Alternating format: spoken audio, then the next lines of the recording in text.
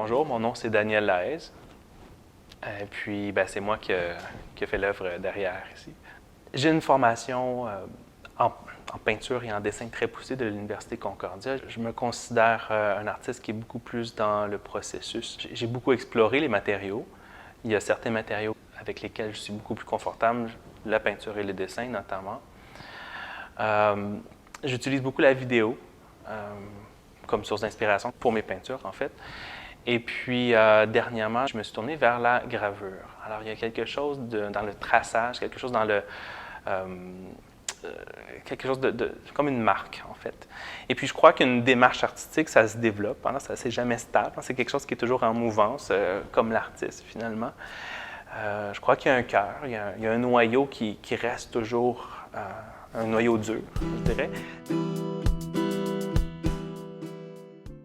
En fait, le portrait, je dirais que ça s'est imposé au fil des années dans ma pratique parce que je crois qu'une démarche, plus qu'on fait des œuvres, plus qu'on travaille sur des dessins, sur la sculpture, peu importe, sur une pratique, on commence à débloquer ou à préciser certains intérêts. Puis notre démarche artistique, justement, évolue à travers ça. Puis je me suis rendu compte que le portrait, surtout l'autoportrait, c'était quelque chose qui revenait de façon récurrente.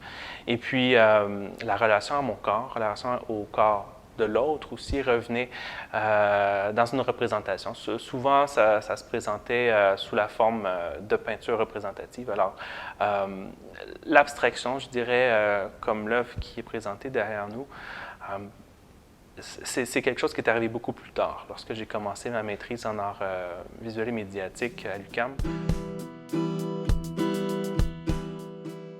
Lorsque j'ai commencé cette fameuse maîtrise à l'UQAM en 2009, j'y étais pour faire de la peinture. Et puis ça ne s'est jamais arrivé finalement. J'ai fait du dessin pendant 3 ans.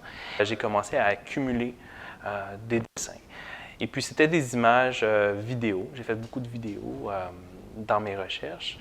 Alors ma source d'inspiration, ce sont des courtes vidéos. Et puis c'est ça qui a généré, qui a nourri beaucoup ce corps de travail-là en dessin. Lorsque j'ai terminé cette maîtrise-là, on était en 2013, et puis je voulais absolument revenir à la peinture. Et puis en reprenant mes pinceaux, je me suis rendu compte que ce n'était pas possible de repeindre comme j'avais peint avant, parce que j'avais tellement travaillé sur ces processus-là, sur ma démarche, et puis j'étais rendu ailleurs. Alors j'ai dû trouver une nouvelle façon d'aller vers la peinture. Et puis c'est là que les œuvres, le projet Interligne a vu le jour.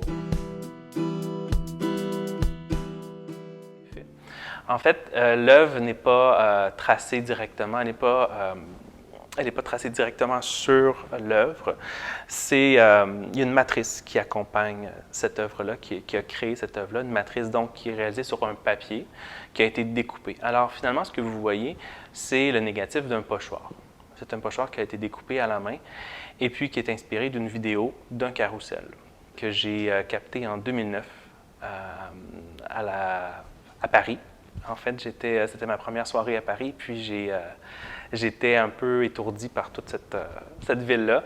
Et puis, ils avaient installé un carrousel à la base de la Tour Eiffel, puis je l'ai capté. Puis cette vidéo-là m'a suivi pendant des années, pendant mon travail. C'est ce qui a créé cette série-là, Le Carrousel de Paris. Et puis, l'œuvre que vous voyez, elle est accompagnée de 5 petites sœurs, finalement. C'est une série de 6 œuvres.